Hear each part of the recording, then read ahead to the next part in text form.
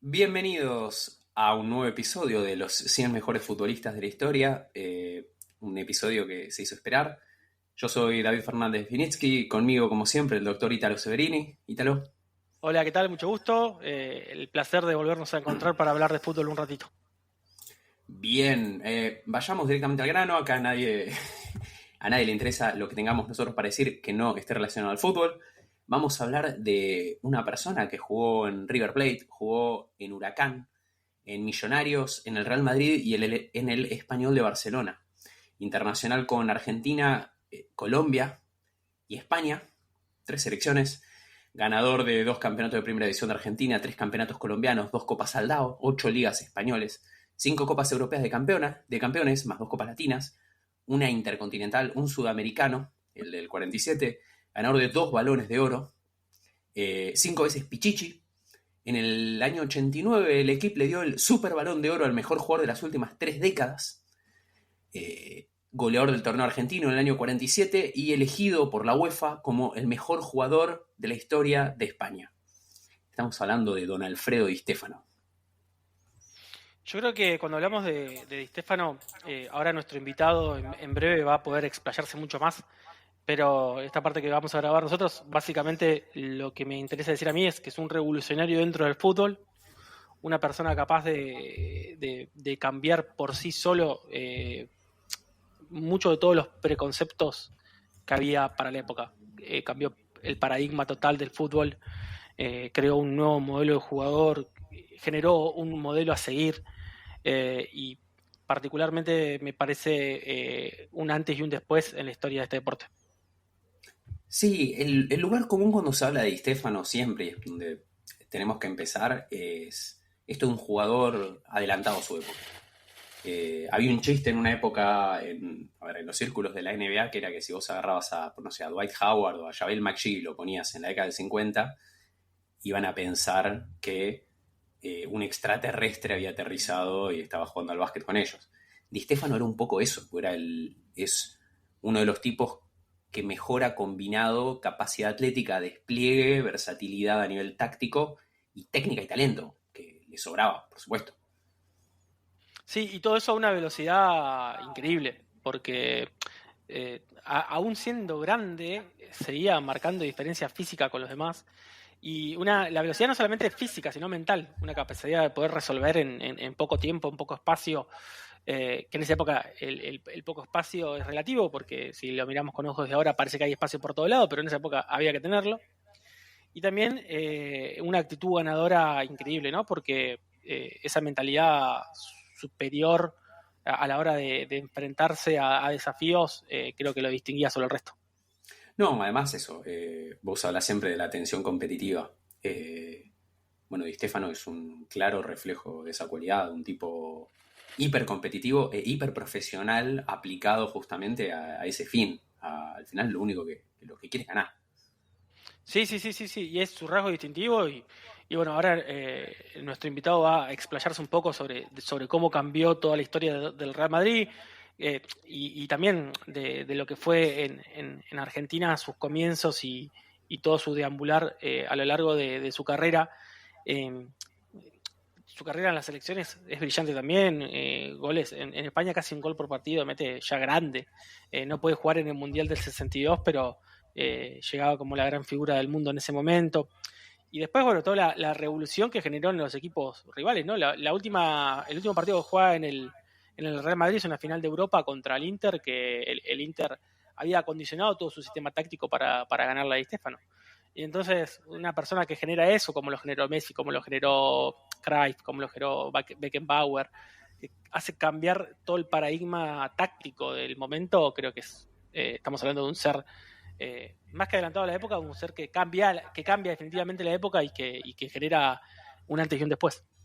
Sí, él siempre mencionaba que, hablando de esto mismo, del impacto a nivel táctico, hablaba siempre de lo revolucionario que fue el River en el que llegó a jugar él.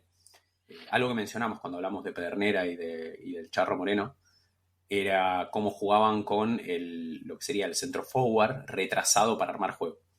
Di Stéfano mencionaba que bueno, en la versión del equipo de River, en la que le toca jugar a él, ese rol lo cumplía Moreno. Pedernera ya no estaba, Moreno vuelve de México y bueno, como ya veterano, con menos resto físico, empieza a tirarse un poco más atrás para organizar.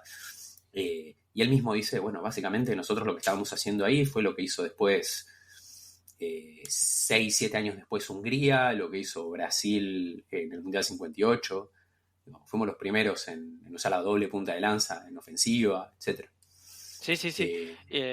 Un montón de esas cuestiones relacionadas bueno, en el Nacional del 47, que es el gran torneo de Don Alfredo, que todavía no era Don Alfredo a esa altura de su carrera, despunta como goleador, pero como un jugador que todas las crónicas de la época son bastante efusivas a la hora de señalar su diferencia con el resto, tanto técnica como física, ¿no? Un chico de esa edad que venía de despuntar un año en Huracán a préstamo por la cantidad de talento que tenía River, se impone como titular, porque se impone, y si no era por la gran huelga del fútbol argentino del 48, quizás estábamos hablando de alguien que hubiera marcado una época en el fútbol argentino solamente, ¿no? Porque bueno, después por su paso por Colombia cambia el fútbol colombiano para siempre y después va a España y también hace lo mismo. Sí, casi se puede decir que funda dos escuelas de fútbol distintas, ¿no? Sí, tal cual. Porque es ineludible el hecho de, bueno, la influencia del fútbol argentino, el fútbol colombiano. No por nada a Valderrama le decían el pibe y no el parce, sí. O no sé. Y bueno, ya vamos a hablar un poco más con nuestro invitado respecto a su influencia y los cambios que marcó en un Real Madrid que llevaba muchísimo tiempo sin salir campeón siquiera. Sí, sí, sí. Así que bueno, nada, yo los dejo ahora con nuestro invitado y con David, sin antes marcar que para mí es uno de los futbolistas más importantes y mejores de la historia de este deporte, y quizás el mejor futbolista de toda su década, y una de las pocas veces que uno puede llegar a coincidir con la FIFA diciendo que, bueno, sí, fue el mejor jugador de sus últimos 30 años cuando le dieron el Super Balón de Oro. Perfecto. Bueno, Italo, gracias y ¿Listo? Ahora vamos a presentar a nuestro invitado. Bueno, bienvenidos a un nuevo episodio de los 100 mejores futbolistas de la historia. Ya hicimos una introducción previa. Yo soy David Fernández Vinitsky, conmigo Italo Severini. Y tenemos un invitado muy especial, el señor José Antonio Ariza Gálvez, historiador, escritor, experto en la historia del Real Madrid y especialmente de quien estamos hablando hoy, que es don Alfredo Di Stéfano. Buenas tardes, José Antonio. Buenas tardes, David. Encantado de estar con vosotros. Es un verdadero placer. Ítalo, encantado de saludarte. Y vamos a charlar un buen rato de posiblemente, y para mí, a mi juicio, el jugador más importante de la historia del fútbol. Bien. Bueno, empecemos por ahí. A ver, ¿qué es lo que para vos coloca a Di Stéfano como el jugador más importante de la historia del fútbol? Bueno, en primer lugar, lo que quiero decir es que a día de hoy aparecen profetas futbolísticos con apenas 25 o 30 años de edad y creen saberlo todo. Y esa es mi lucha prácticamente a diario cuando leo una crónica en un periódico, cuando veo un programa de televisión. Entonces, yo considero que para hablar de fútbol, más en concreto para hablar de historia de fútbol, debe de conocer la historia de fútbol. Es decir, tú no puedes comenzar la historia del fútbol desde el 1950 o 1970 o desde que tú digas. O sea, la historia del fútbol tiene mínimo desde 1863, ¿vale? Vamos a fijar una fecha en la que se crea la FA Cup y se formaliza en Inglaterra el fútbol. Vamos a tener esa fecha. Entonces, desde ahí hasta el día de hoy hay que estudiar todo. Hay que estudiar a Matías Sindelar, hay que estudiar a Alfredo Di Stéfano, a Pancho Puskás, hay que estudiar a Mazzola, hay que estudiar a infinidad de jugadores, estudiar a Pelé. Entonces, para hablar o para tener ese atrevimiento de calificar a los jugadores de la historia, necesita conocer la historia. ¿Y por qué? Perdona por esta introducción larga, pero es que es importante porque yo me permitió pues estudiar la historia de fútbol de sus comienzos. Además, ustedes tenéis ahí a Guillermo Stabile, que es un jugador bastante olvidado, que posiblemente en los años 30, 20, 30, haya sido uno de los jugadores más importantes de la historia del fútbol. Pero bueno, es otro tema. Hablando de Di Stéfano, ¿que por qué yo considero que es el jugador más importante de la historia del fútbol? Pues las estadísticas lo dicen. La pena es que las imágenes que tenemos de él son a partir de 1960. Concretamente, de la final que hablamos con anterioridad, fuera de grabación, de la final del 60, que ganó el Madrid 7-3 al Eintracht de Frankfurt. Ahí veíamos a un Di Stéfano entrado en kilos, con poco pelo, ya casi en su ocaso. Pero Alfredo Di Stéfano tiene una historia muy bonita que comenzó realmente en 1944. En abril, finales de abril, en el semillero de River. Y es curioso porque de 300 pibes que fueron a hacer la prueba, para River solamente escogieron a 3, y entre ellos estaba Alfredo Di Stéfano. Y todo fue por casualidad, porque él vivía allá, ya tenía 17 años, vivía en Los Cardales, en la finca de Los Cardales con sus padres, se dedicaba a la faena del campo y demás, y fue a raíz de que su madre, con un viejo compañero de su padre, pues contactó, que era por aquella época era electricista y demás, y su casa de Buenos Aires pues tenía un problemita y fue allí y coincidió con él. Y ella casualmente dijo, ay, mi Alfredito tiene mucha ganas de probar en River, es muy fanático, tal. Bueno, no sé cómo que la madre le insistió y le consiguió una prueba al niño. Y el niño pues hizo la prueba y de sobre 300 pasaron 3. Y a partir de ahí comienza la historia de Alfredo. Estamos hablando de abril de 1944. Y a partir de ahí la carrera de Alfredo es meteórica, ¿vale? Es meteórica porque ese mismo año, aunque la cronología no lo registra, ya jugó un partido amistoso con el primer equipo, ¿vale? Él empezó en la cuarta de River, ese mismo año pasó a la tercera especial, que era un equipo muy, muy bueno de la cantera, más que el segunda, el primavera, creo que se le dice allí. Era más importante que por las estrellas que venían. Carrizo, ¿quién tenían por ahí? No... Ahora a ver si me acuerdo. Había 4 o 5 jugadores que luego hicieron historia. Y entonces, pues, ¿el por qué? Pues muy fácil, porque Alfredo en el año 45 ya oficialmente debuta con River, pero pierde ante Huracán. A la siguiente temporada, pues él, siendo el mejor jugador de la cantera, demanda jugar en River en el primer equipo. Pero claro, tenía ahí a Adolfo Pedernera. Claro, ¿quién quitaba a Adolfo Pedernera de ahí? Pues no. Obviamente el carácter de Alfredo Di Stéfano desde ya pequeño era muy, muy impulsivo. Luego os cuento un poco una historia que tuve con él, mi primer encuentro. Pero bueno, ya ese primer año pues no tenía cabida en River. Bueno, pues lo ceden a Huracán, ¿vale? Capricho del destino, Huracán juega en las primeras jornadas contra River. Visita el Monumental. El Monumental abarrotado. Él juega en la fila de Huracán. Es referida al comienzo del partido. Y en menos de que cantó un gallo, Alfredo Di Stéfano, con la velocidad vertiginosa que tenía, mete el 0-1. Bueno, se hace el silencio en el Monumental. Murmullo dice, pero ese pivo no es nuestro. Sí, es Alfredo, tal. Bueno, pues ahí comenzó la historia un poco de la reivindicación de Alfredo, ¿no? Y bueno, a raíz de ese partido, pues ya lo marca el presidente de River, lo marca en rojo y juega una temporada en Huracán donde mete 10 goles, juega 30 partidos y demás, y a la temporada siguiente ya vuelve a River. Y es ahí donde el año 1947, donde es la eclosión de Don Alfredo. Ese mismo año sale campeón, sale máximo goleador, va a la selección, gana Copa de América, ¿vale? El sudamericano de entonces, ¿vale? Primer punto para considerar para mí el jugador más importante de la historia, ¿vale? El año 48, la famosa huelga de jugadores, él, como era siempre muy reivindicativo y a pesar de llevar solamente una temporada en la élite o siendo reconocido, junto a otros grandes jugadores de la talla de Pedernera, del famoso delantero René Petit. Pipo Rossi también. No, René Pontoni, disculpad. Sí. René Pontoni, Mario, ¿cómo era? Mario de Boca. Mario... Boyer. No, ¿cómo era? Joder, le tengo...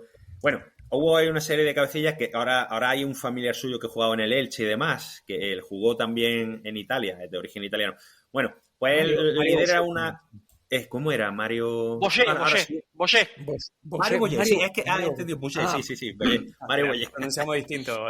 Sí, claro, por eso. Entonces, lideraron una revuelta ahí y bueno, pues dejaron a River, le descontaron puntos porque fueron a jugar, perdió el campeonato. Y ahí ya, a partir de allá, pues vino un poco, comienza el declive de lo que es el fútbol argentino, porque para mí el fútbol argentino de los años 40, los años 40 fue la edad de oro de fútbol argentino, sin lugar a dudas. De toda su historia, sin lugar a dudas. Década de 30 y 40 en Argentina, justo, da la casualidad, justo no jugamos mundiales.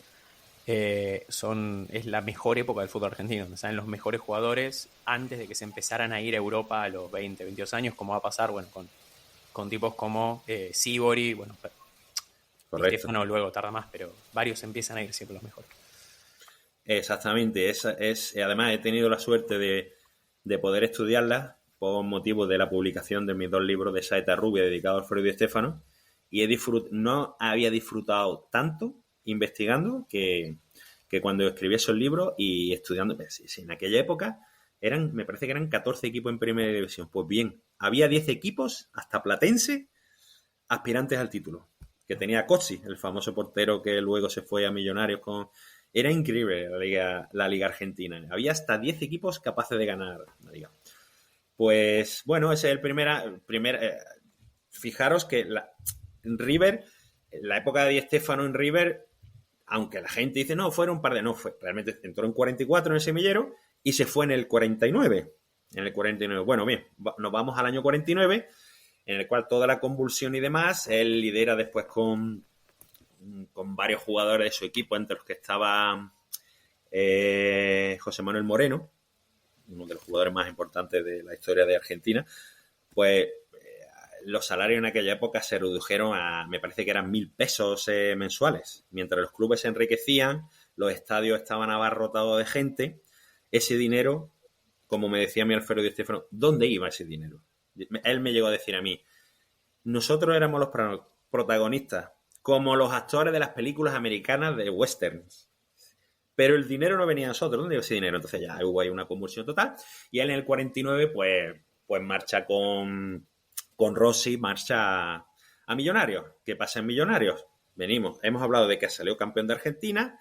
Ojo, Alfredo Di Stéfano fue campeón con River en el año 45. No nos olvidemos del año 45. Campeón de Argentina 45-47. En el 45 jugó un partido, ¿vale? Está ahí y fue campeón. Entonces tenemos que tener 45 campeón, 47 campeón, 49 se marcha a Millonarios, gana la liga con Millonarios en las 5 temporadas, gana 4 títulos, en las 5 años máximo goleador, ¿vale? Hablamos de campeón argentino, campeón Copa América, campeón de la Copa Aldao, que la jugaban también muy en aquella época con Uruguay, era una rivalidad increíble. O sea, todo lo que tocaba era oro. ¿Vale? Pues llega el año 53, el Madrid celebra las bodas de oro de su historia y a partir de ahí, pues dejamos el reinado, entre comillas, de Alfredo Di Stéfano en Sudamérica y pasamos a Europa. Y entonces, un poco, es que claro, te estoy contando, como me habéis preguntado, ¿por qué es para ti el mejor? Es que, claro, es que ahora viene la segunda parte. O sea, la primera parte... Campeón en Argentina, campeón de la Copa América, campeón de Aldao, campeón en Colombia y en todos los años prácticamente goleador. Y en Argentina lo mismo. La Copa Aldao, perdón, hago un paréntesis, la Copa Aldao, sí, que es bastante, a nivel historia, se la considera un poco el precursor de lo que fue la Copa Libertadores más adelante. Era lo más parecido a un torneo internacional que había en Sudamérica entre los mejores equipos, que eran justamente Uruguay y Argentina. Correcto, David. Bueno, voy a hacer aquí un inciso porque se me ha olvidado y quiero mostraros algo muy importante. De hecho, yo soy amigo personal de Sofía, la hija de Alfredo, que todavía vive, y no quiero dejar pasar pues, varias cositas de lo que estoy hablando.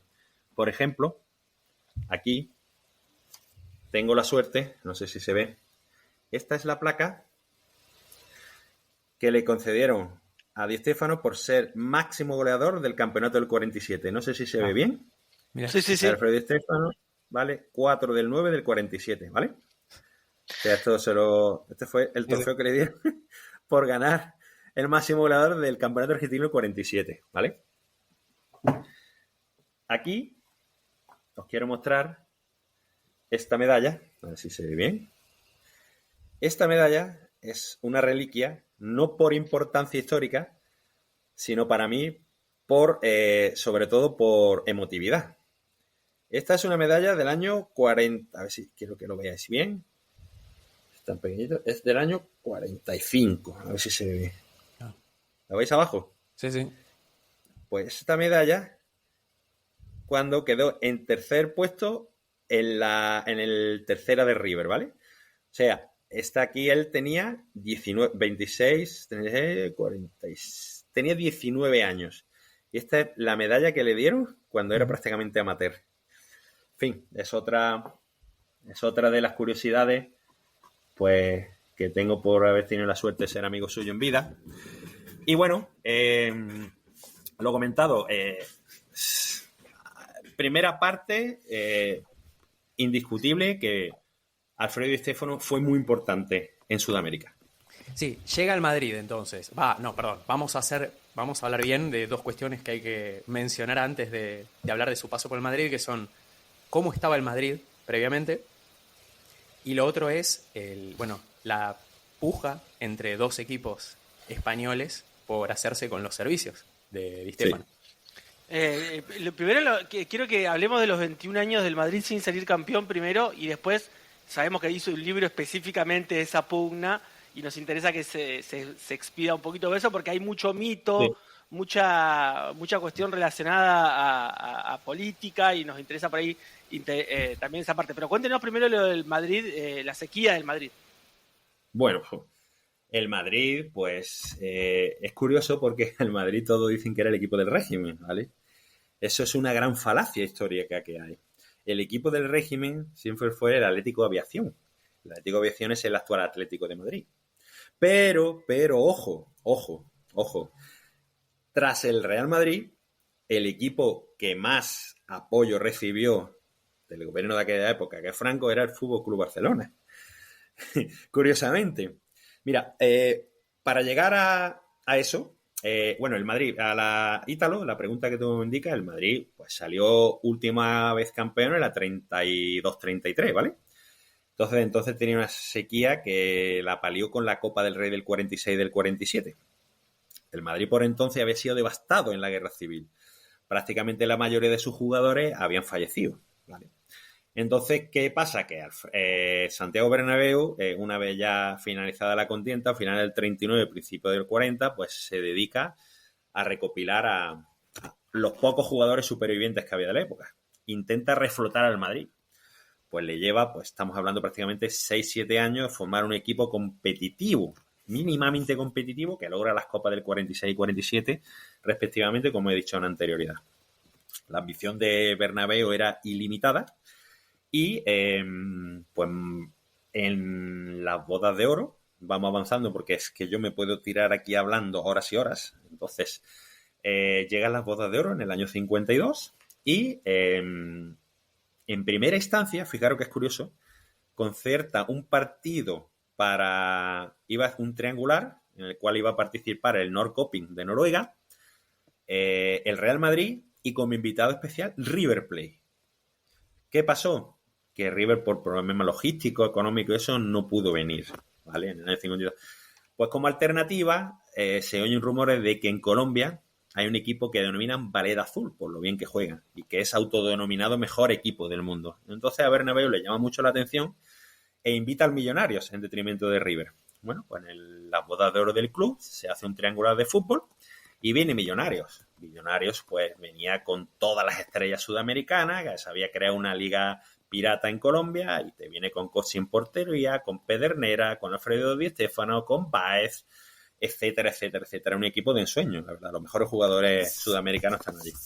Pues bueno, Santiago Bernabéu tenía mucha amistad con José Samitier. José Samitier era un directivo, vamos a decir que era el ojeador de aquella época del Barcelona.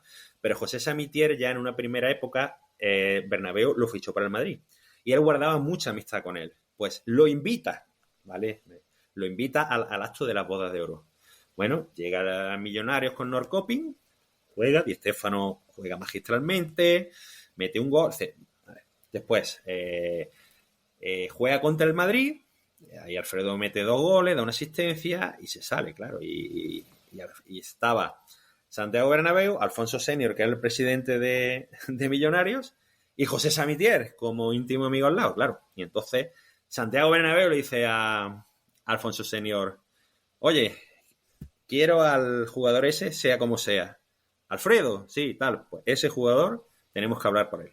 Y entonces ahí empieza el idilio del Madrid. El Madrid hace amistad con Millonarios, tenía al lado José Samitier astuto. Cuando vuelve a Barcelona, pues habla con su presidente y dice: oye, hay un jugador que es una maravilla, ¿vale? Y tenemos que investigar qué manera, porque el Madrid los quiere fichar. Y ya, bueno, haciendo investigaciones, ellos se dan cuenta que pertenece a River, ¿no? Que los derechos los tiene River, aunque esté jugando en Millonarios. Bueno, y ahí comienza una trifulca. Una trifulca, para resumir, ¿no? El Madrid se dirige a Millonarios, claro, el jugador juega en Millonarios, viene el presidente de Millonarios y lo tiene en su poder. Pero en el año 54, tenía, el 54 o 55, no recuerdo, tenía que volver a River, ¿vale? Pero él no quería jugar en River y River no lo quería más. Pero bueno, la historia comienza ahí. Entonces, claro, empieza el tumulto por ese fichaje. Y ahí Bernabéu habla con sus directivos, se retrotrae al año 49, cuando él invitó, fijaros qué curioso, cuento la historia en el libro ese que ha dicho Ítalo, en mi último libro, en el libro dedicado a Alfredo Di Stéfano y cómo fue su fichaje, ¿vale? Este es el libro.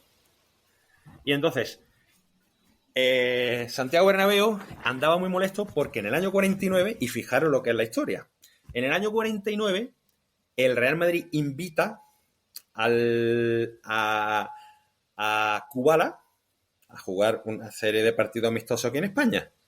Juega varios en Madrid, luego se va a Barcelona, juega con el Español, y en los partidos, en un equipo se llama Pro Patria, que eran prófugos de la política, el gobierno húngaro y tal, porque claro, entonces estaban en Italia afincados, jugaban algunos en la zona de Romea. Bueno, pues fijaros lo curioso, es que la historia hay que contarla como es, ¿vale? Entonces, el Madrid firma una especie de contrato, juega 2 partidos Kubala en Madrid, que se sale, o sea, es un jugador soberbio.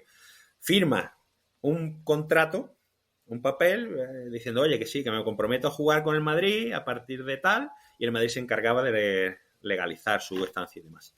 Pero ponía la condición de que su cuñado que iba en el equipo jugase en el Madrid. Entonces Bernabéu eso no le gustaba mucho. Ese fleco lo dejó en el aire. Se va a jugar Kubala a Barcelona para seguir con la gira que había planificado Santiago Bernabéu. Se va a Barcelona y juega contra el Español. Y ahí aprovecha José Samitier, fíjate tú, y habla con él y le pide lo mismo. Y dice: no, es que tiene que venir mi cuñado, Ferdinand Dausic. Era su cuñado y lo tenía que ser como entrenador. Entonces, el Barcelona accedió de inmediato, ¿vale? Entonces, rápidamente, en una servilleta al estilo Messi, en un papel por ahí, el Barcelona le hace firmar un precontrato, ¿no? Una especie de contrato. Y entonces, a partir de ahí surge la problemática. La FIFA no le da autorizado porque era un prófugo de su país, etcétera, etcétera. Y entonces, Franco, a través del responsable de la DND, que era la Dirección Nacional de Deportes, Armando Muñoz Calero, que era uno de los brazos derechos de Franco, ejerce como padrino en la ciudad de Águilas, en Murcia, para bautizar a Ladislao Kubala y que se analizase español. O sea, repasamos la historia. Defenestrado en la guerra del Madrid. El Atlético de Madrid y el Barcelona con ayuda franquista. En vez de ir Kubala al Real Madrid, ejerce de padrino el mano derecha de Franco para que se nacionalice español y pueda fichar con el Barcelona. Entonces, ¿por qué digo todo esto? ¿Y por qué me extiendo en demasía? Porque es muy importante para trasladarlo al fichaje de Di Stéfano, ¿vale? Entonces, Bernabéu dice: a mí no me la van a hacer 2 veces.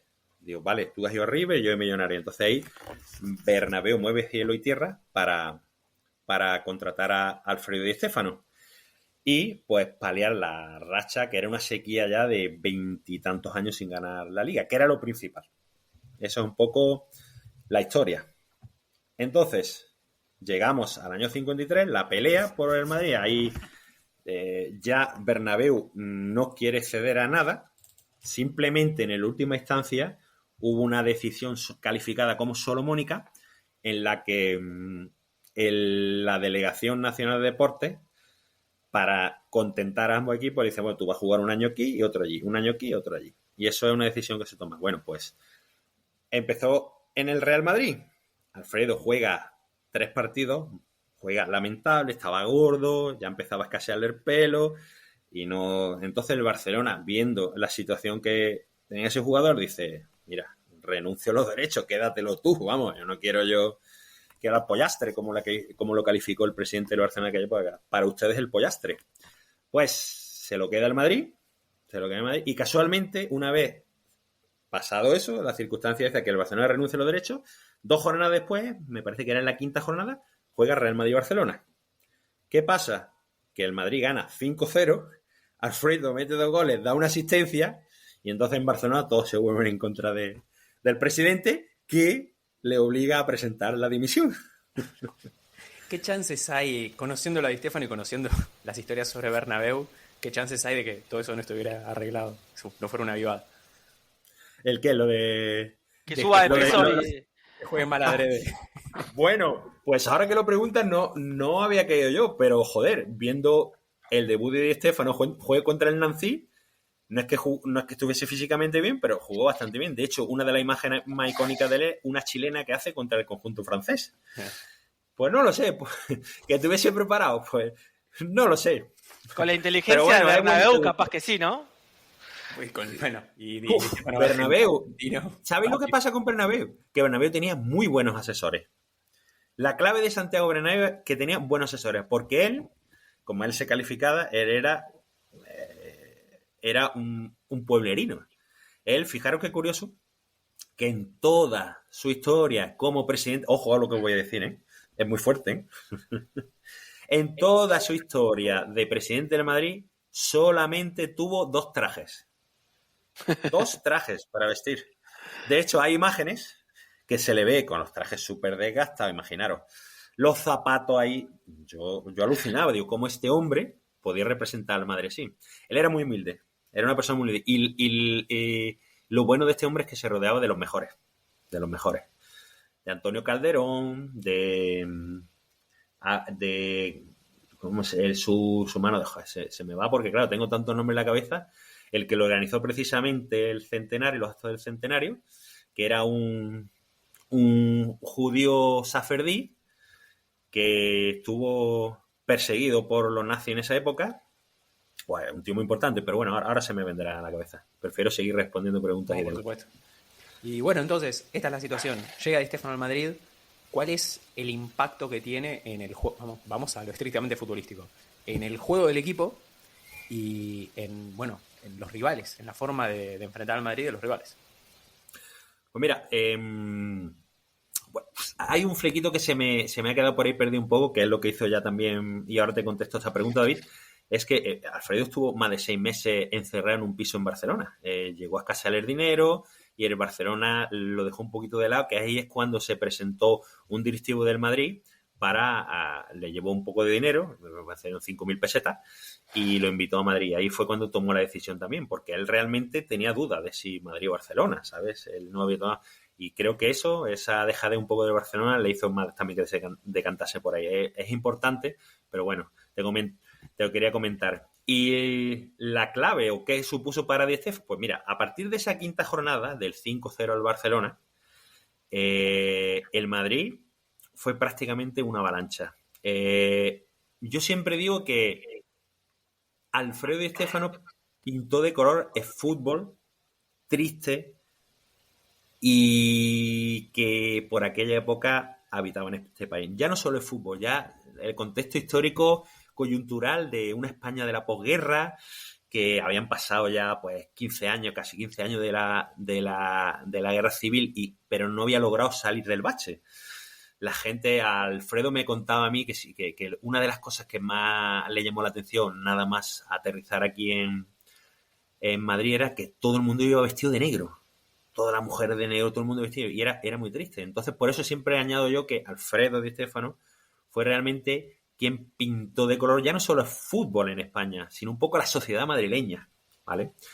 Porque en el fútbol en aquella época, junto a los toros, comenzó a tener un auge increíble. Los toros ya venían de por sí, desde el principio del siglo, pero el fútbol ya era la distracción, la pasión dominguera más importante. Y Alfredo Di Stéfano en aquella época, pues, ¿qué motivó? Pues su eclosión en Madrid y en Europa, pues que un Bernabéu que se inauguró en el año 47 tuviese que ser remodelado en el año 55, 2 años después de su llegada, y ampliar su capacidad hasta 120.000 espectadores, que domingo tras domingo se llenaba. Y ese dinero pues servía pues para hacer los fichajes ya a Santiago Bernabéu, pues ya vio ahí lo que era, en Alfredo era la gallina del huevo de oro. Y empezó a fichar todos los años al mejor jugador extranjero y a los 3-4 mejores jugadores de la Liga Española. Desde Gento, desde Marquito, desde Lesmes, etcétera, etcétera. Y entonces a partir del Madrid se convirtió en una pisonadora. Era como, no sé si sabéis la historia de Rodrigo Díaz de Vivar. O sea, en España era el Cid. Era un personaje histórico que ganaba batalla tras batalla, en inferioridad, y así se convirtió en eso. El Real Madrid se convirtió a los mandos de Alfredo Di Stéfano en una apisonadora increíble. El estilo de juego de don Alfredo, José Antonio, para los más chicos que por ahí no escucharon hablar, nosotros hemos tenido suerte con David de ver videos, partidos enteros de don Alfredo. Comentarle un poco a los chicos de esa saeta rubia de su comienzo, pero en el Madrid se convirtió en lo que nosotros denominamos hoy en día como un jugador total. Antes que Cruyff, antes que los volantes de hoy en día, un jugador que ocupaba muchos lugares en la cancha y que hacía muchas cosas dentro del campo de juego. ¿Qué significó eso para el fútbol europeo? Porque nosotros acá en Argentina estaba el Charro Moreno, que ya lo había hecho, pero en España no había ese tipo de jugador, en Europa no había ese tipo de jugador. ¿Puede comentar qué significó eso para el fútbol español y europeo en general? Bueno, esa es buena pregunta, porque hoy en día, el otro día estaba hablando con el profe Lillo, que es un buen amigo mío, que es el ayudante de Pep Guardiola en el City, ¿vale? El cual me decía, ojo, no voy a decir nombres. Voy a decir 2 cosas que voy a decir y después me voy a retrotraer a tu pregunta, Ítalo. En una concentración llegaron al salón de la cena y estaban pasando el Brasil del 70, Brasil-Italia, la final. Pelé, Carlos Alberto, Rivelino, Tostao, imaginaron, ¿no? Cosa que a mí se me caería la baba y posiblemente ustedes también. Y bueno, algunos de los jugadores llegaron a exclamar de que jugaban lento. ¿Qué juego más lento? Pero si parece que jugaban a cámara lenta. Bueno, Juan Malillo y yo tenemos devoción por lo que es la historia del fútbol, ¿vale? Y entonces dice que hoy ese comentario se dio la vuelta y se fue para no seguir oyendo, ¿vale? Otro de los comentarios que me contó de uno de esos días es que decía que Maradona, además un fuera de serie se lo hizo el comentario, que Maradona difícilmente podría jugar hoy en la Champions League. Entonces, claro, efectivamente. Entonces, yo la respuesta fue, digo, mira, no nos vamos a ir más allá. Pásale la temporada 85-86 del calcio, en el que de 16 equipos, 14 eran aspirantes a la liga, Gulli, Rijkaard, Van Basten, Mataus, o sea, todos los equipos tienen grandes estrellas. Y lo que le hacían a Maradona y lo que hacía Maradona. Era una caza contra Maradona, ¿vale? Solo quiero... Está activado. Chicos, me estoy quedando sin batería. Voy a coger... Bueno, sigo hablando. Pues fíjate tú los comentarios que tuvimos que oír. Entonces, Alfredo, es que es muy curioso. La virtud de Alfredo y que tristemente ustedes me han dicho que habéis visto partidos y demás, ¿no? Pues la virtud de Alfredo era la gran velocidad que tenía. Alfredo Di Stéfano era un rayo. O sea, la historia, no sé si había ojeado en mis libros, si habéis tenido la ocasión de ojear mis libros, Yo sí. hay una ropa. ¿Sí? Sí. Le mandé la foto, ¿se acuerda? De los libros ahí de River. Ah, sí, es verdad. Pues si ha ojeado algunos de las crónicas, vas a ver, Ítalo, que en no menos de 10-15 partidos, en menos de 3 minutos, Alfredo Di Stéfano ya había logrado un gol. O sea, la característica principal de Alfredo era la velocidad, hasta la llegada a Madrid, ¿vale? Era jugador... Mira, la primera final de la Copa de Europa, del año 56, el Real Madrid gana 4-3 contra el Stade de Reims de Raymond Kopa, ¿no? De Templén, de Kopa, en fin, una infinidad de estrellas que tenía el Stade de Reims, ¿no? Pues quiero que veáis, porque están las imágenes, del primer cuarto de hora.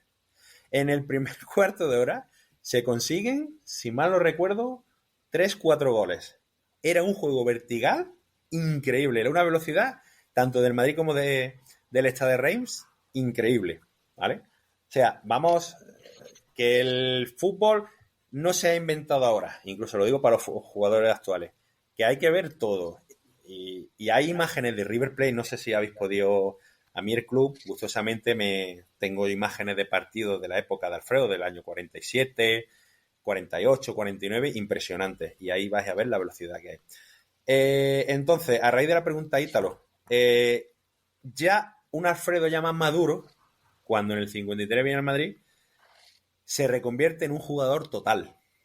A raíz de la conversación que tuvimos antes, hablando de José Emilio Santamaría, para mí otro grande de la historia, 4 Copas de Europa, seleccionador español, buen amigo mío, pues él lo calificaba de el jugador total, lo que habéis comentado ustedes. ¿Por qué? Porque él me decía, Ariza, Alfredo era capaz de sacar el córner e ir a rematarlo. O sea, imagínate tú todo lo que abarcaba en el terreno de juego. Dice, cuando había que defender un córner lo defendía.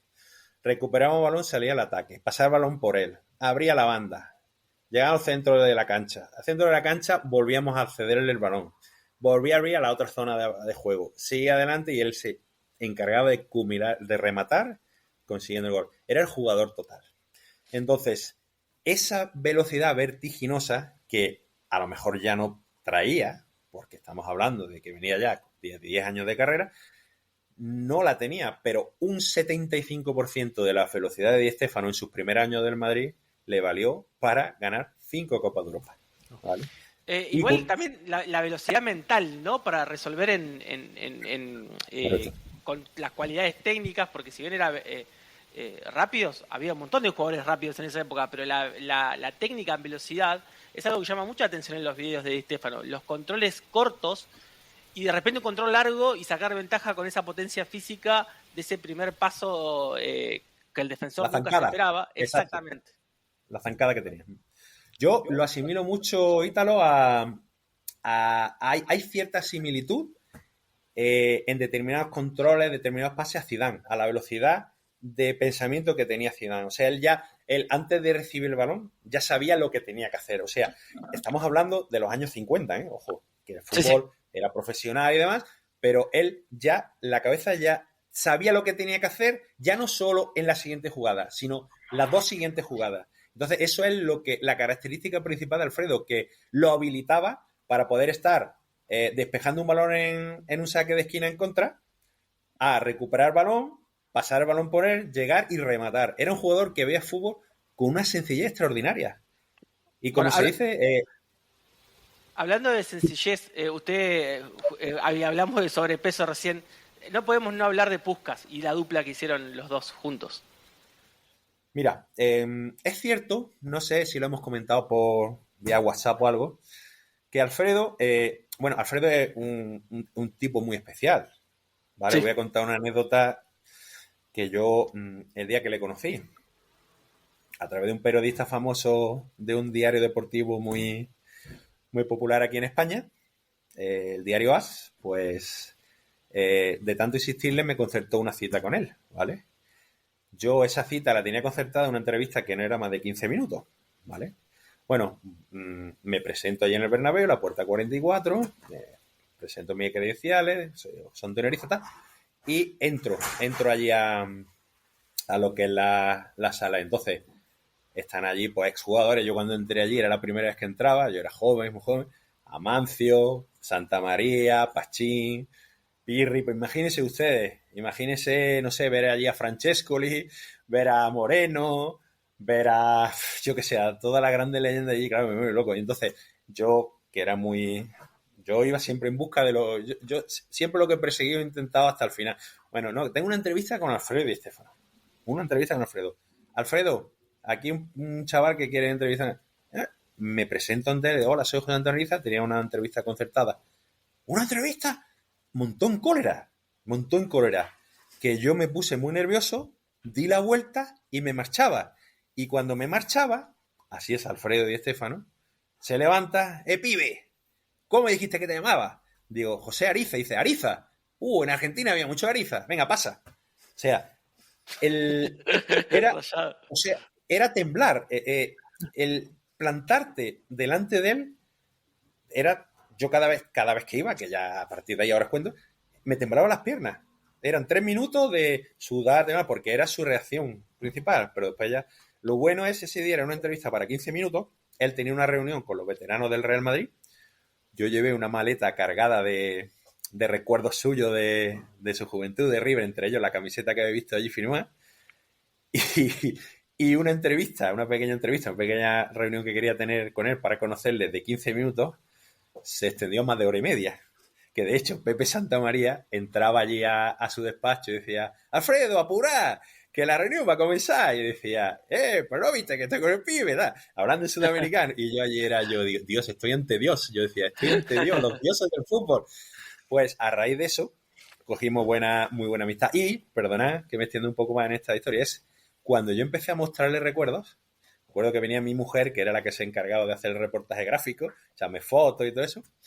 Cuando yo empiezo a sacarle recuerdos, saco un álbum de fotos muy antiguo y demás, y él empieza a ojearlo. Y yo le digo, fírmeme usted la que quiera. Bueno, empezó a firmarlas todas. Estaba tan a gusto que me hace mi mujer así, me mira y me hace así un guiño y me hace así, míralo.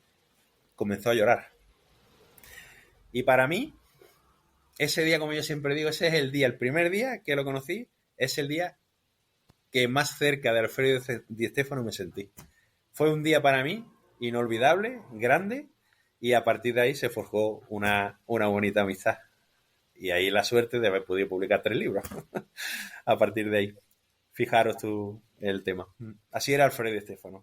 Ese carácter era como las salsas estas típicas chinas, agridulces, que te la tomas y lo primero que sabes pica mucho, que es un picor que no lo soportas.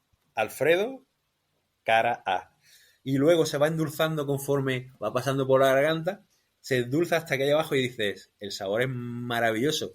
Así era Alfredo Di Stéfano. O sea, muy cortante al inicio y como le cayese bien, eras su mejor amigo. Así también tuvo ciertos encontronazos con compañeros, por ejemplo, que le causó, por ejemplo, el hecho de que Didi dure solamente 1 año en el Madrid. Creo que también conflictos con Copa, no sé si con alguno más. Mira, son 2 buenos apuntes. Ítalo, y con esto ya enlazo la pregunta de Puskás, ¿vale? Vamos por orden. Copa, bueno, en el año 57 llega al Real Madrid. Entonces, Copa, cuando jugaba en el Stade de Reims, tenía una relación muy, muy bonita con Alfredo, a distancia. Llega y el Madrid hace todo lo posible para que exista una comunión entre ambos, pues, grande, ¿no? Y empiezan a juntarlos a comidas, los fines de semana que no había fútbol, entre semana siempre estaban juntos. De hecho, hay muchas fotografías de los dos juntos fuera del terreno de juego. Pero ¿qué pasaba? ¿Qué le pasaba a Raymond Kopa? Que era muy nostálgico de su tierra, ¿vale? De Angers, una zona vinícola francesa que él anhelaba tanto y echaba tanto de menos. Y el primer año medio lo echó... ¿Qué, cariño? Ahora voy. El Peque. El peque que me está reclamando. Entonces, el primer año hubo una relación bastante buena, pero ya a partir del segundo año cuentan las malas lenguas y de hecho algún exjugador del Madrid me lo ha dicho que en la final del 59 Real Madrid 2, Stade de Reims 0, que ganó el Madrid, Copa, el Madrid jugó prácticamente todo el partido con 10 jugadores.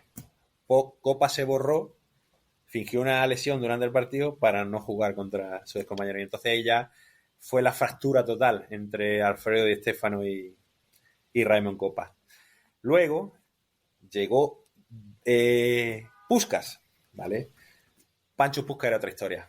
Pancho Puskás me cuentan que tenía un boquete en los bolsillos. Es decir, él era una persona tan buena, tan buena, a no poder más, que nunca tenía dinero. Pero no porque se dedicase a beber, ya sabéis, a toda la época, a la mala vida, no. Porque era incapaz de negarle dinero, sobre todo a sus paisanos, ¿vale? Él había salido como había salido de Hungría, tuvo el problema tal, sobre todo, pero ya se convirtió en algo particular, es decir, todo el que me pide dinero, él no sabía decir que no. Y claro, y eso lo hizo en Madrid, pues ser eso, considerado, pues, ya no solo en la ciudad de Madrid, sino ya a nivel mundial, ya la bondad que tenía. Entonces, al principio con Puskás, claro, vino con 20 kilos de más de sobrepeso. Alfredo, joder, este tío tal. Y él le decía, fíjate tú, Kubala, Puskás, lo inteligente que decía, Alfredo, tranquilo, en 2 meses estoy listo. Y efectivamente, en 2 meses cumplió, bajó esos 20 kilos de peso, cogieron una amistad tremenda que yo de verdad han pasado desde entonces 60, 70 años y no recuerdo una dupla dentro de un terreno de juego semejante a Kubala, a Puskás y a Di Stéfano. Siempre nombro a Kubala porque considero que podía haber hecho una tripleta magnífica, ¿sabes? En el Real Madrid. Aunque Kubala es zurdo, pero al final no se dio. Pero Puskás, ya no solo eso, además, Ítalo, David, os comento. Para mí siempre os estoy diciendo que Alfredo Di Stéfano ha sido el jugador más importante. Ya el que hace más filigrana, el que hace tal, eso, no lo que mejor. Pero hay jugadores del Real Madrid de esa época que a mí personalmente me dicen que el mejor jugador que ellos han visto es Puskás, Pancho Puskás. Ahí queda eso, ¿eh? Ahí queda eso. Y ya el último que creo que eras tú, David, el que me decía de Didi. Bueno, con Didi hubo un caso muy particular. Didi había salido campeón en el Mundial 58, mejor, creo que fue nombrado mejor jugador por delante de Pelé. Sí, mejor jugador, sí. Sí, eso es. Seguía la decisión de Bernabéu de siempre fichar al mejor jugador de ese año y los 2 o 3 mejores jugadores nacionales, ¿no? Pues ficha a Didi y el problema de Didi era, bueno, el fútbol brasileño en aquella época sí era lento y demás. Aquí el Madrid jugaba un poco más rápido, pero el problema principal, hubo 2 problemas principales de Didi, que Didi cuajó, es verdad que estuvo una temporada más, pero hay 10-12 partidos de Didi que sentaron cátedra. Son partidos magistrales. Cuando lees las crónicas, cuando ves las pocas imágenes que hay, es una pasada. ¿Qué pasó? Hubo 2 problemas ahí. El problema del frío, ¿vale? Pues llegaba el frío y el Madrid jugaba con el Bernabéu nevado, o sea, con nieve. Y entonces él llegaba a los vestuarios, se quitaba los zapatos y tenía los pies congelados. ¿Vale? Los demás jugadores, pues, y lo veía. Entonces eso Alfredo lo veía y refunfuñaba. Y el segundo problema, Alfredo le decía que era muy tierno, ¿vale? Era muy tierno, ¿vale? Le decía un calificativo un poco más agresivo, pero bueno. Y después, sí. Que hoy en día no se puede. Es que le decía mujerzuela, ¿vale? No. Hoy en día. Mujerzuela, claro. Hoy en ¿sabes? Lo traslado después. Y a raíz de eso, del problema ese de que no era un jugador con el pedigrí necesario para el Madrid, entró el segundo de los problemas, que era la mujer de Didi. La mujer de Didi era una famosa periodista brasileña, ¿vale? Y entonces, esa mujer, como Di Stéfano estaba en contra de su marido, se dedicaba a lo que escribía en Brasil a hablar mal de Di Stéfano, claro. Entonces, el problema vino por ahí, claro. Y entonces vino ahí que, claro, ya no se podían ver, claro. Y ya Didi entraba al vestuario y decía, Alfredo, es mi mujer, perdóname, yo no hago nada, porque Didier al final estaba, bueno, como se diga, ¿vale? No quiero yo entrar. La mujer, como le pasó a Schuster en su primera época, o a Bodo Illner en el Madrid, la mujer es la que llevaba los pantalones en casa, como se dice, ¿vale? Con todos mis respetos, no lo digo yo, estoy trasladando la época, porque es así, y era eso. Y entonces, a raíz de esos dos problemas, dividió una temporada y se vuelve a Brasil. Nosotros también sabemos por ahí, José Antonio, los grandes números de Di Stéfano como jugador de la selección española, que juega 32 partidos y mete 23 goles. Tuvo un impacto, esa selección llega al Mundial de Chile siendo favorita, pero no puede jugar Di Stéfano y se sabe como que era como una gran decepción que quedó en la historia. Pero ¿qué implicó también para la selección española un refuerzo como Don Alfredo? Bueno, aquello revolucionó el país. O sea, la nacionalidad hispano-argentina que adoptó Alfredo, si mal no recuerdo, fue en el año 59. Causó, claro, imagínate, teníamos a Kubala nacionalizado, teníamos a Alfredo Di Stéfano, teníamos a Luisito Suárez, que ya empezaba, fue Balón de Oro en el año anterior al Mundial de Chile. Miembro de esta lista también. ¿Vale? Sí, obvio. Y entonces, pues, claro, se presuponía que con Alfredo ya íbamos a optar a todo, a ser, en fin, perdona, en el 57 es cuando se analizó Alfredo Di Stéfano, no en el 59. Acordaros que la famosa moneda del niño turco en el año 57 para el Mundial 58 metió a Turquía en el Mundial y dejó a España fuera. Entonces, para mí la clave fue eso. Ahí. Yo creo que si ese Mundial Alfredo Di Stéfano va, en aquella época ya había conseguido 2 Copas de Europa y demás, yo creo que la selección española hubiese optado a grandes títulos, podía haber optado al título. Pero en realidad, vale, los números son buenos. Los números de Alfredo Di Stéfano son buenos. Pero el recorrido de la selección española, salvo en partidos amistosos y demás, yo personalmente lo calificaría de normalita. No le voy a dar. Y es el único lunar, y muy bien lo que me has preguntado, Ítalo, el único lunar que yo le he visto a Alfredo Di Stéfano es la época de la selección española, que ya también lo pilló entrado un poco más en años y que no consiguió pues el objetivo. Pero no nos olvidemos que con la selección argentina quedó campeón de América. Sí. Y podría haber jugado los mundiales del 50 y del 54 de no estar sancionado por su paso a Colombia. Fíjate tú. Es que salvo los 30, la transición en la selección española, que ya lo pilló, joder, es que lo veis ya no tenía pelo, ya era el 57 sí, que no sé cómo España no pudo ganar el desempate en Roma que se jugó, aquí ganó, no sé, hubo ahí una serie de mala suerte que sabéis que como te pilla la mala suerte, sí. El día que no está para ti, pues España le pasó eso en el partido de vuelta contra Turquía en el desempate. Y esa fue, pues, ¿Qué opina? ¿Cuál es su opinión de Don Alfredo como técnico? Ya como para ir terminando. Bueno, como técnico, nada que ver, como jugador, obviamente. Como técnico fue más, yo creo que lo llevó a entrenar a Boca, a River, al Real Madrid, en fin, al Valencia, pero realmente fue más su nombre que su, a pesar de la sabiduría y demás, como entrenador, fíjate tú, que llegó ¿en qué año fue? En el 80 y poco, con Amancio, y llegó a quedar en las 5 finales que jugó con el Real Madrid, quedó subcampeón en las 5. Copa del Rey, creo que fue Recopa, Liga, Supercopa, todo fue eso. Entonces no llegó a alcanzar el estatus de jugador, lógicamente. Ni de lejos. No. Como técnico, pues bueno, yo lo englobo entre técnico en el Valencia, sí, su mayores logros los consiguió en el Valencia. Fue donde rindió más, de hecho, allí nacieron muchos de sus hijos, de hecho allí reside su hija Sofía, fue el momento álgido. En el Elche también estuvo una temporada y pasó al Valencia, pero no, hay que resaltar, no hay nada así grande que...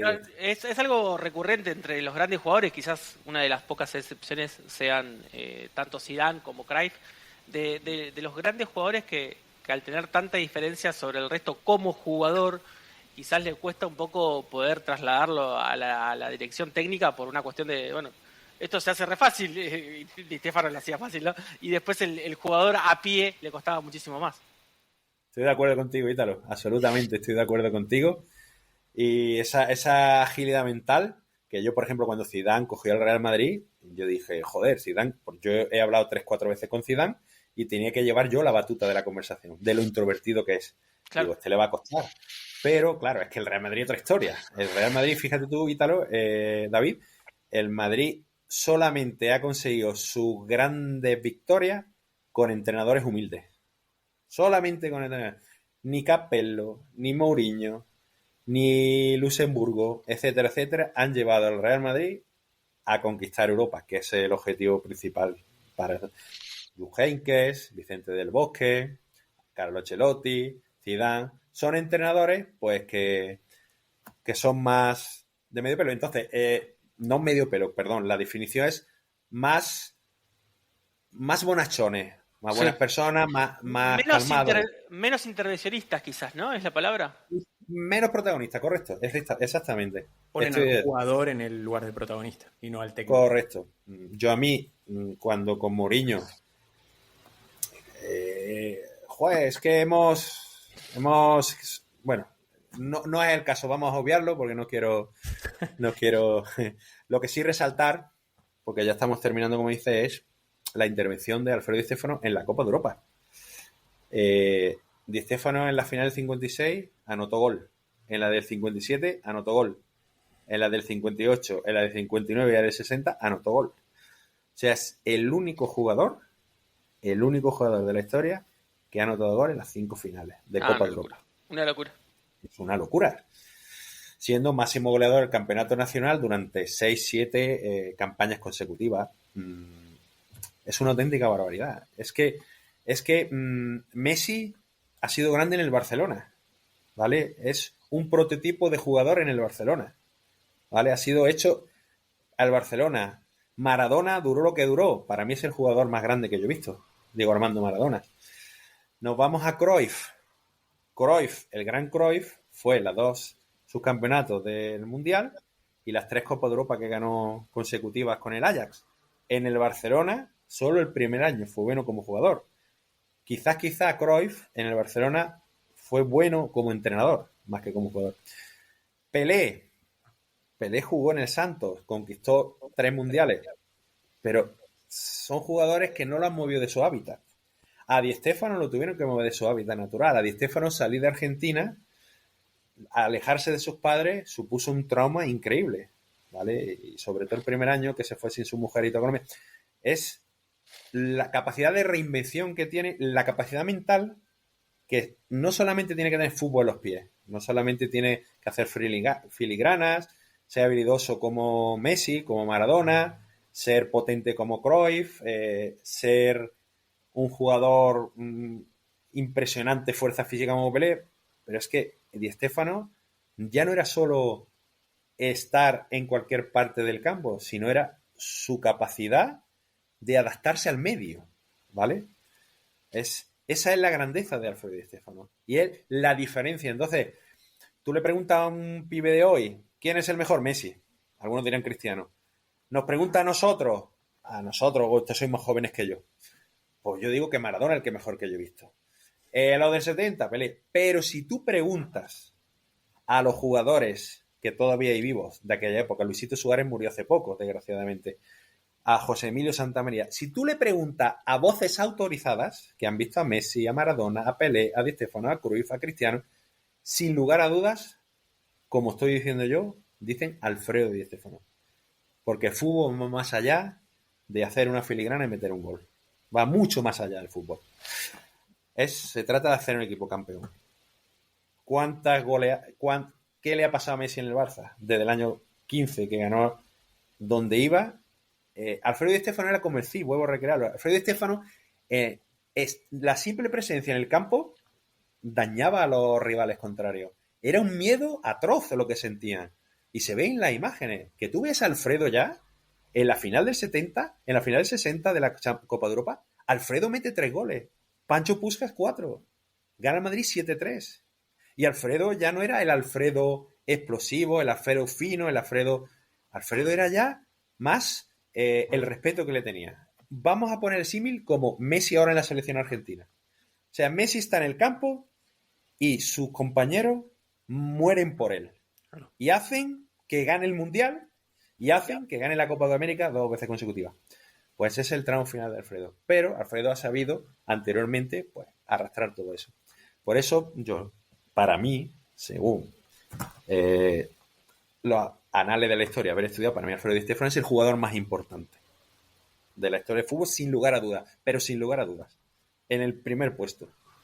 Bueno, José, muchísimas gracias, en serio, por todo este tiempo, por esta charla y bueno, por las conversaciones con Ítalo, conmigo antes. Muy enriquecedoras. La verdad que es increíble poder hablar con alguien que haya conocido a los protagonistas también, que haya podido hablar con ellos, no solamente verlos, sino también compartir cosas con Don Alfredo ni hablar, pero con todos los que pudo charlar. Es para nosotros muy, muy, muy enriquecedor.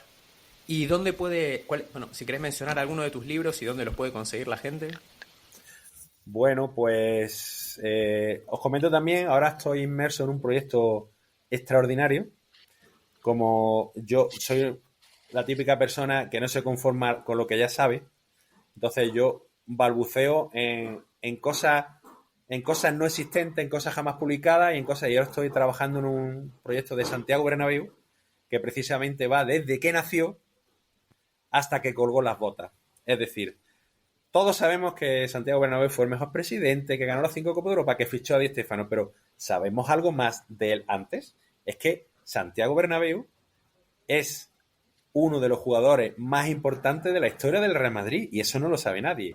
Ojo, jugadores más importantes de la historia del Real Madrid, ¿vale? Debutó en 1912 y colgó la bota 1927 en el Real Madrid. Ahí es nada. Así que estoy en un trabajo maravilloso, que ya lo tengo en la editorial, y me están dando ya la forma. Y el resto, pues, cualquier librería a nivel nacional en España, en Mercado Libre, en Argentina, tengo conocimiento de que también se vende. De hecho, ahora en librofutbol.com, hace unos meses, publicaron la primera parte de Alfredo Di Stéfano en River Plate, ¿vale? Corte Inglés aquí en España, Amazon, en cualquier sitio se puede conseguir. O directamente escribiéndome a mí, si quieren una dedicatoria, pasa el libro por la editorial, me lo mandan a mí y yo lo puedo enviar también perfectamente. Un poco más los gastos de envío porque lo envío ya yo, pero bueno. Y nada más, ha sido un verdadero placer. David, Ítalo, la verdad es que no me esperaba poder tener esta tertulia tan agradable con vosotros. Gracias por darme esta posibilidad de hablar de Alfredo Di Stéfano, que hoy en día, a la velocidad que va el mundo del fútbol, Alfredo ya está olvidado. De hecho, en el Mundial 2014, Brasil, el homenaje el día que falleció fueron unos segundos. Al año siguiente, el Balón de Oro y la UEFA le dedica 1 minuto, que es una vergüenza, y os agradezco pues este tiempo, el trabajo que hacéis en rescatar del baúl de los recuerdos a los que verdaderamente hicieron grande el mundo del fútbol. Muchísimas gracias, chicos. No, muchísimas gracias a vos, José, y bueno, gracias a quien nos esté escuchando todavía. Seguimos en la próxima.